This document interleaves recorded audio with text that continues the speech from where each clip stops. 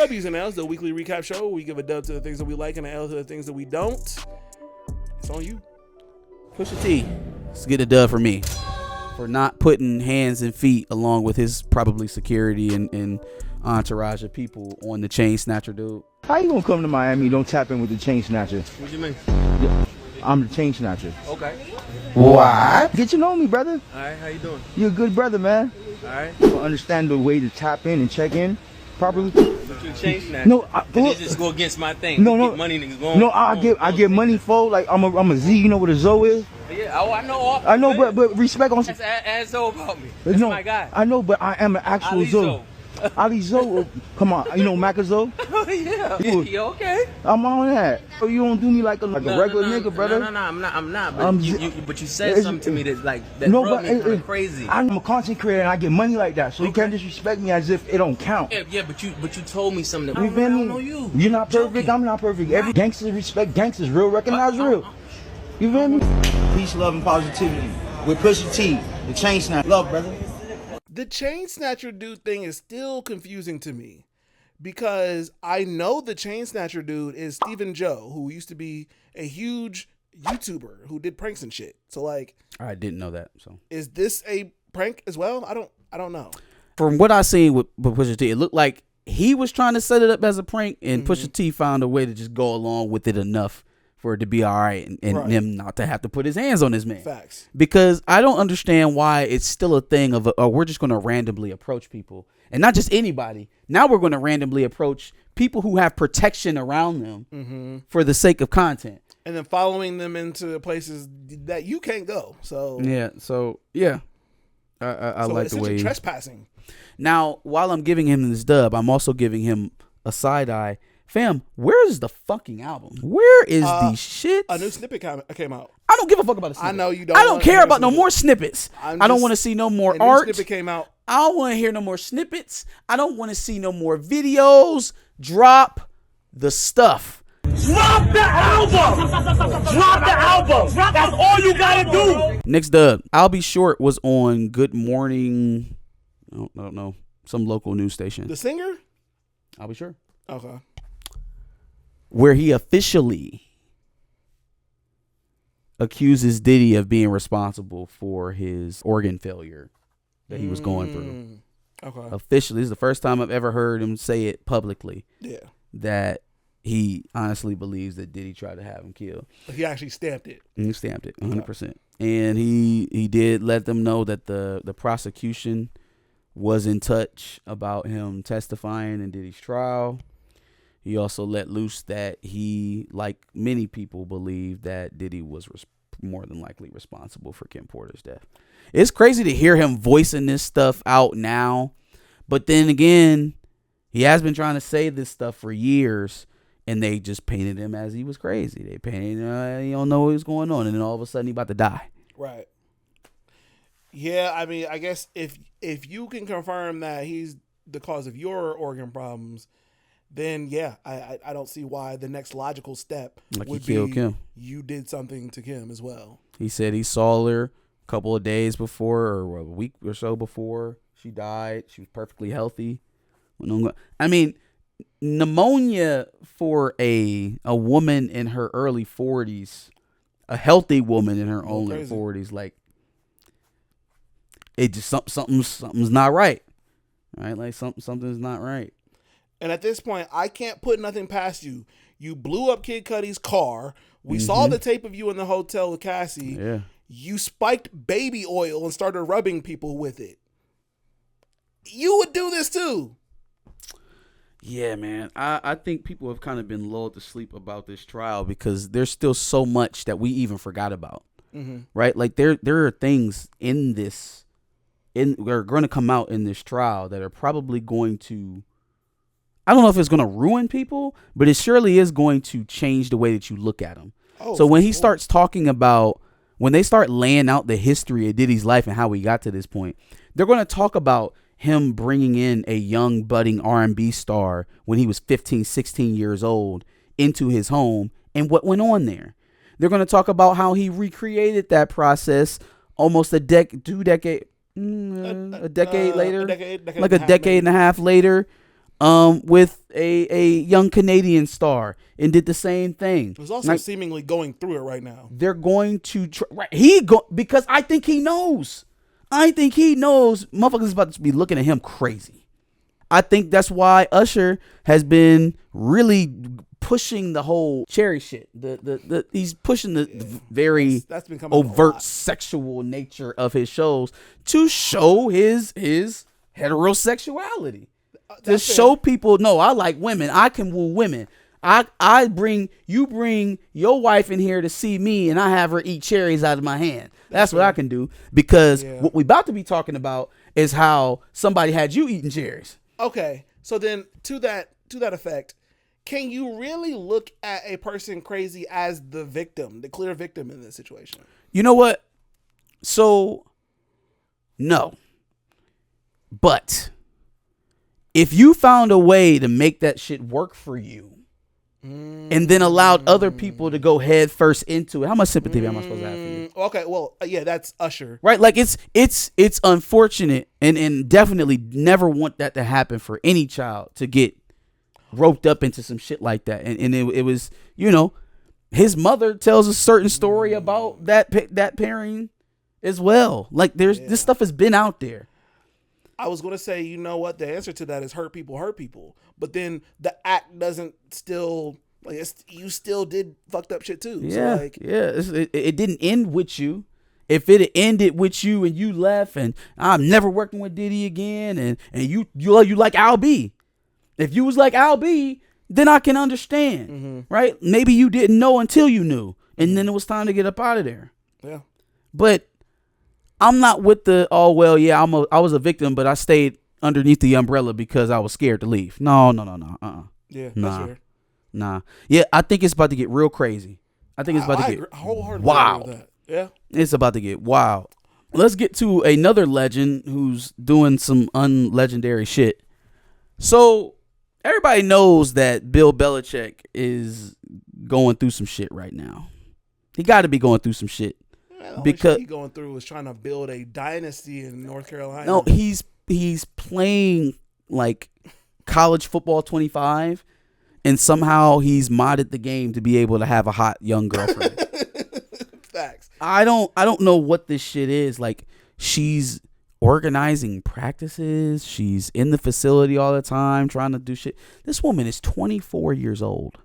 She's bum rushing commercials to be on set. So not even, the obvious age difference and, the grossness from that. Mm-hmm. But she seems to have very quickly gotten control of the reins in Bill's life. And it's off-putting because he's still a very visible figure, and this shit is wild. Yeah. We can't even ask them where they met at. We can't ask them where they met. That's crazy. Somebody tried to ask him where they met, and she's shouting from the background at the interview, "We're not going to talk about that." That's insane. Who are you? Where did he order you from? How did this happen? Pablo Torre actually wrote an article about all of this. Mm-hmm.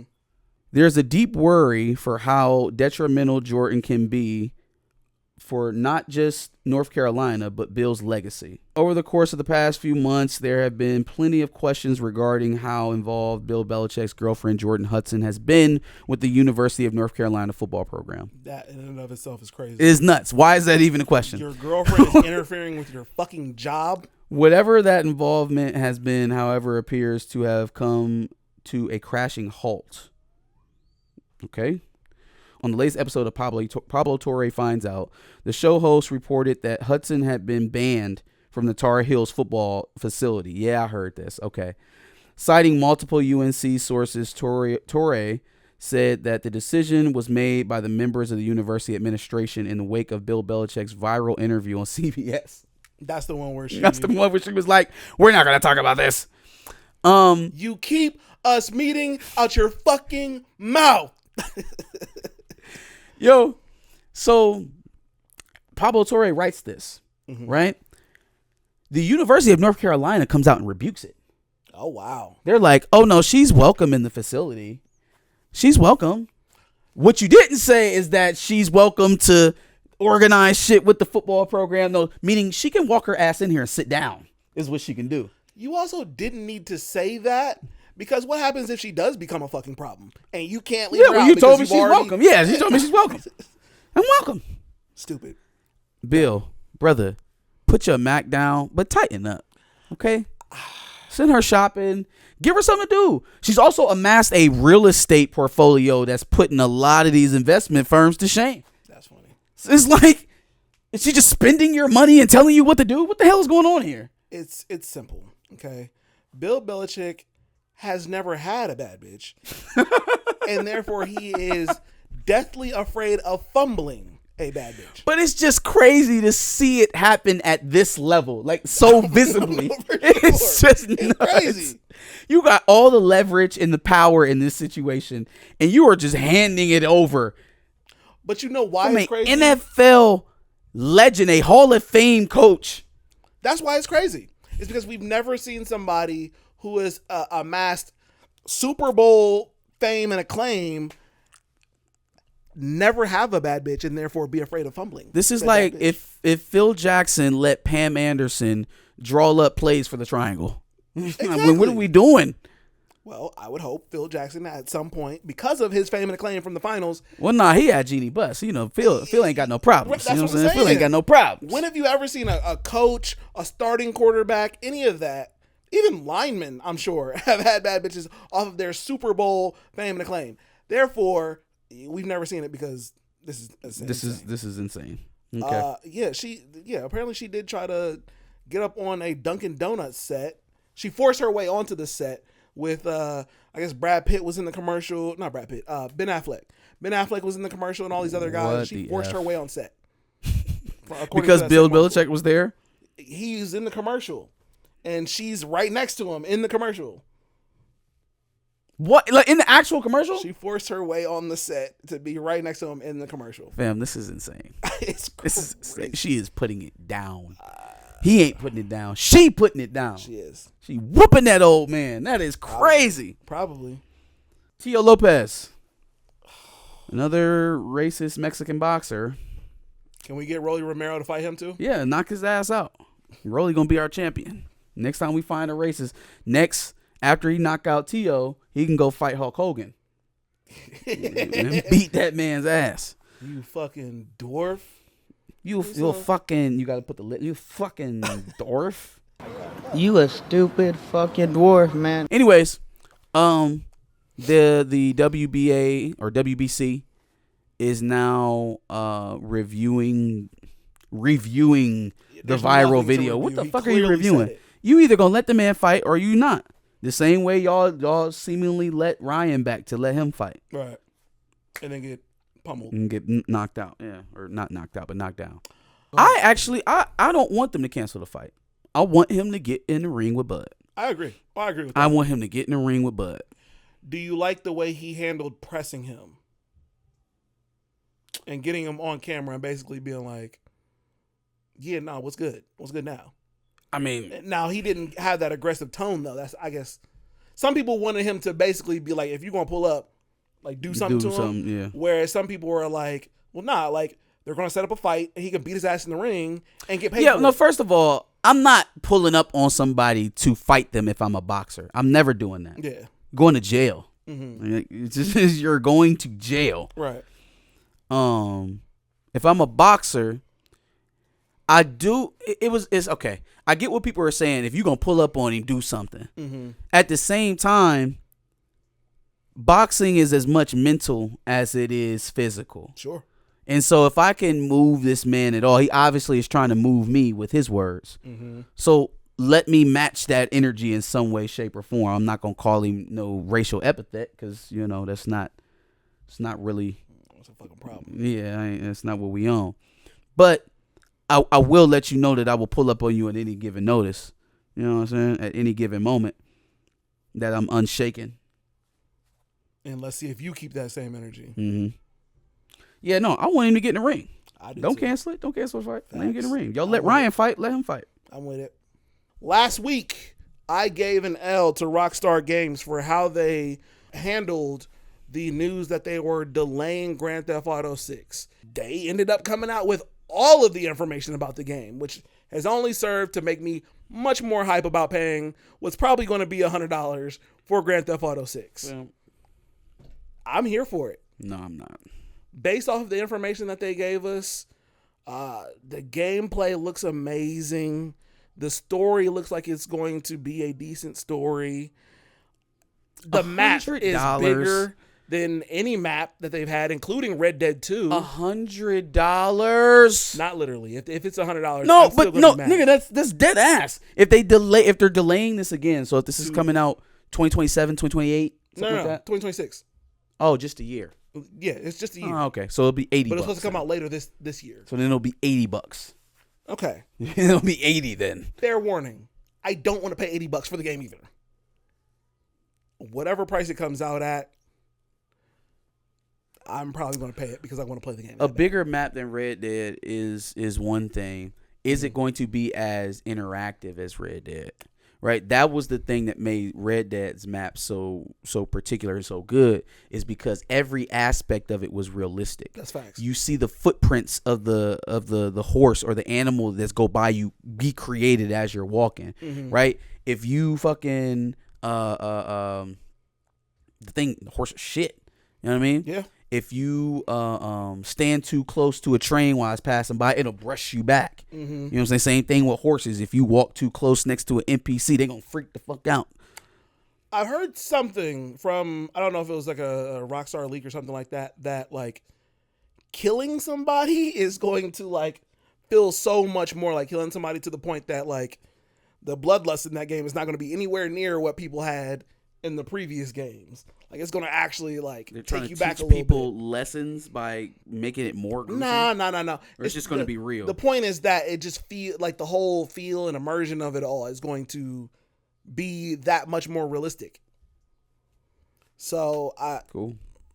There's certain things about this game that makes me feel like they're leveling up to make it some shit that we're going to want to, that's going to be worth it when the game actually comes out. Go crazy. So I'm happy for that. Now, I told you this dub comes with an L as well associated with it. Now, there's been a segment that's been very fleeting on this channel that, I've tried my best to incorporate it in different ways. Doom, doom, doom, doom. Yes. Doom, doom, doom. People, doom, it is doom. time for a horny police.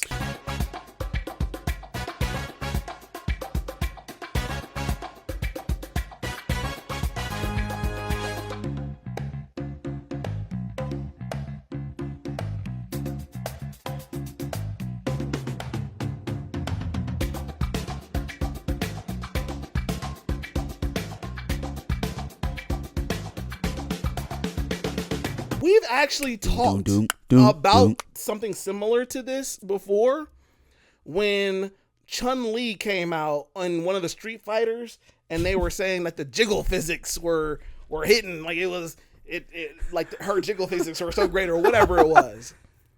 Fam, y'all have got to stop sexualizing female characters in video games. First of all, it's a fucking video game. What is wrong with y'all?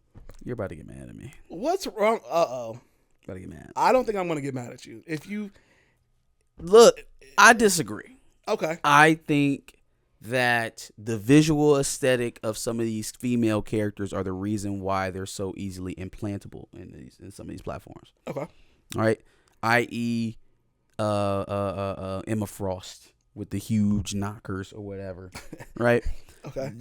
It is an objectifying thing, right? But for this, because it's not porn. I'm not suggesting that you sit down at your video game, your Street Fighter, and go to town. Mm-hmm. I'm saying the way that you kind of push it towards that audience, right? It's a Street Fighter game, so you're a decidedly male audience. You don't want to, if it's a character that you want to propagate, you don't give them some frumpy, unattractive character. Sure. Because that's not what they're going to gravitate to. Mm-hmm. People play with Chun-Li because of her jiggle ratio. Right. It just is what it is. I understand the idea of making characters attractive, and in that way also making the game very immersive. I'm not mad at you if you like Lucia in the game and you've replayed the clip of her ass swaying a million times and you're like, where is the time gone? It's 2 hours later. If that's you, cool. Keep it in your pants on Twitter. I don't want to see all of y'all gawking over a video game character the way y'all have on Twitter. I don't think it's like that. Crazy. I think it's the same thing as like when you see Superman and we complain about him not filling out his suit. We complain about him not being buff enough, right? Those visual aesthetics is what you look for in certain characters, right? So if I'm looking at an X-Men and I know we about to get Aurora Monroe and Emma Frost, I'm gonna be looking for some shit. You know what I'm saying? I'm looking for hips, thighs, chest, legs. All of it. You're looking for all of it because that's what has been built up as the idea of those characters. When you kind of stray from that, it does work against the marketing. I am willing to accept, obviously, that we are men, therefore we are going to be attracted to things that remind us of actual women. I don't think it's any surprise that the WNBA has been getting better viewership here as the league has been getting prettier. Have been, yeah, absolutely. When the face of your league is Asia Wilson and Tia Cooper and Skylar Diggins, okay, yeah, no, I'm gonna sit down. I'm gonna watch a little bit of female basketball. Sure, you know what I'm saying? Sure. Or Juju and some of the other ones that are coming up now. But when it was good old Lisa with them knee pads and Cheryl Swoops and what's the coach of South Carolina? Don Staley. Don Staley, yeah, okay. You know what I'm saying? Y'all was a little bit more. You know what I'm saying? Here's the thing, though. I'm not faulting you all, or I'm not faulting men for being attracted to the character. I'm faulting men for the reactions, the way that they've been for a video game character. Like, yeah, you're going to be attracted to it because it reminds you of what an actual woman looks like. Yeah. Dog, dial it down a little bit, dog. It's been crazy. So, dub to GTA for how they have come back and combated the backlash against their mentioning of delaying the game. But L to you horny niggas on Twitter and the way y'all have been reacting to Lucia. It's been kind of crazy. It's been insane.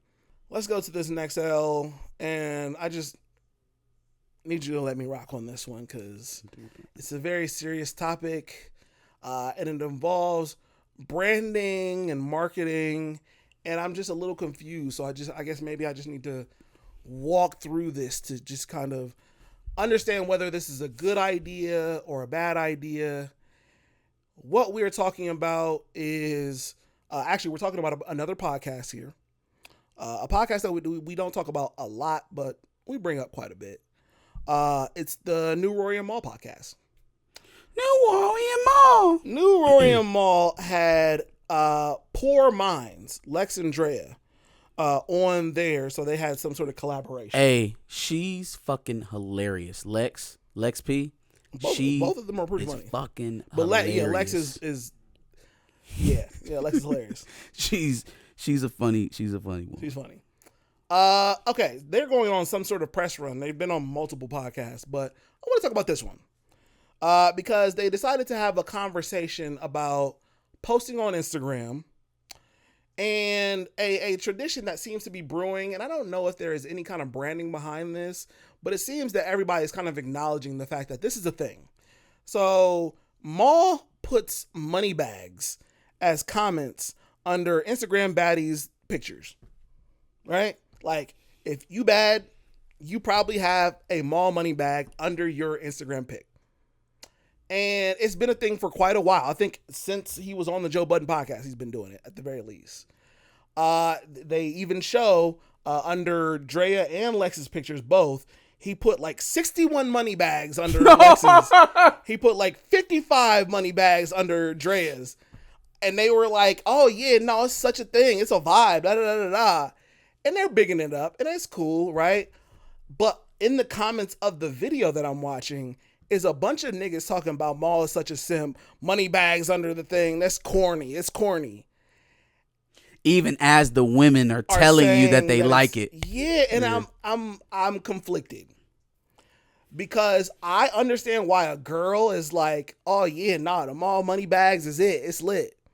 And I understand why a nigga would be like, nah, fuck that shit. That shit is corny as fuck. And I feel like the disconnect, or at least at one point, I felt like the disconnect is maybe Maul needs a story to help brand it about how he got some cheeks off of the money bag. And ever since then, it's been like this symbol for, you look great. I want to fuck. Something like that to make it a little bit more, more reasonable for guys to be like, okay, I understand that. Because as of right now, it looks like simping. It's a money bag. Yeah. It's a money bag. You look good. Here's a money bag. I think the natural assumption is that, you're just giving out money to attractive women, which is not tactful at all. No. It's not. No. And nothing hard about that. And I can understand in that's why men specifically see it as corny. Did you listen to the part that they talked about leaving JBP and how people expected them to fail? I did not. What I saw was that specific clip. I got you. I didn't see the whole thing. Yeah, they asked him about JBP and the exit and how they feel now that they're on their own and the podcast is still going because a lot of people expected them to fail. He gave an interesting answer. It just kind of felt like it never really stopped. Like the transition from leaving Joe and Parks and just doing their own thing, they said it kind of moved really seamlessly. Mm-hmm. I never know how much to actually take from Maul because, he's too cool for school on every fucking thing. So he's never going to tell you his actual emotions. Yeah, no, that is crazy to me that somebody who is so like cool, attached to their hell no. I'm saying so attached to his persona and the way that people view him is so deferent to another celebrity. Like, yes, okay, yeah. Maul in any other context, I feel like would never want to be seen as a dick rider, but he will absolutely compromise himself for Drake, and I don't understand it. I feel like Maul has said that multiple times, at least on the Joe Budden podcast, if he hasn't said it on New Roy and Maul, that he's not no dick rider. So I don't get that vibe from him. Could he potentially fan out about somebody? Yeah, sure. I mean, we literally see him do it with Drake. But the thought of other people seeing him dick ride would stop him from being so expressive. Yeah. But has no control over this Drake shit. Has none. I don't understand it. Did you hear his debate with DJ Head? I did hear that. Okay. That didn't go how I thought it was going to go, to be honest. Where he said that, I already knew it wasn't going to be explosive because of how Head even addressed it when he got the challenge. It was like, what are we going to talk about? We're just going to come back here and relitigate the debate. And literally that's what ended up happening. Goddamn Maul over here talking about he don't know nothing about Euphoria. I forgot about Euphoria. Boy, stop. Them superpowers get neutralized. I can only watch in silence. The famous actor we know and love is now paranoid and spiraling. Stop playing. You forgot the arguably third best, if you loved Family Matters so much. The one of the best songs in the disc or in the beef? No. Oh no. Euphoria is Kendrick's best song. The best, lyrically. I agree. Is his best song. My play counts will tell you I think Euphoria is the best song. Euphoria. Yeah. You're looking just like a degenerate. Every antic is feeling distasteful. Not calculating. Why calculate? I can even predict your angles. Yeah, no. He barred Drake's life away with that one. Fabricated stories on the family front because you heard Mr. Morale. Pathetic later. I can see the tales on you now. Like rap artist, you're a scrap artist with the hopes of being accepted. Tommy Hilfiger, fill it out. But Fubu had never been your collection. I make music that electrify him. You make music that pacify him. I could double down on that line. Spare you this time. It's random acts of kindness. Know you a master manipulator and a habitual liar too. But don't tell no lie about me, and I won't tell true about you. There is no way you forgot that song. No way. There's no way. See? Stamina says Moneybags dies from cringe. Yeah, I get it. I understand why any guy would say, nah, that's corny. Nah, that's cringy. nah, that's dies from cringe. I get that. I think that if I heard it out of context, the way that you was explaining it, yeah, I would think it was corny. But then if I was listening to Lex and Pete say, "Oh no, that shit lit," okay, well I can send you some fake money bags. That's fine. Right. As long as you don't expect a real check to come behind this, we good. I send them all day. But I think women would probably see anybody other than Maul, I guess in this case, post those same money bags. No. You gotta have a bankroll. Now I'm not telling you to just spin it out there, but you gotta have a bankroll. The emoji gotta mean something. Don't be the nigga that's asking for money, but then you drop in money bags under women's. But that's a way to get embarrassed very quickly. Facts. Didn't you just ask me for gas money? Now you got to delete the whole post. Yep. You got to delete the whole post. Facts. Give us your thoughts on our dubs and L's. Give us your dubs and L's in the prompt below. Make sure you like, share, and subscribe. We'll have the replay up every Wednesday at 10. You can catch us live on Sundays. And if you're a member, you can watch the replay whenever you like. Facts. And make sure you check out our playlist full of dubs and L's from previous weeks. Make sure you catch up on what we talked about in previous weeks. I know we had some funny things that we discussed, some serious things that we had to talk about. So make sure you check that out. Make sure you subscribe. We like to do this every Wednesday at 10.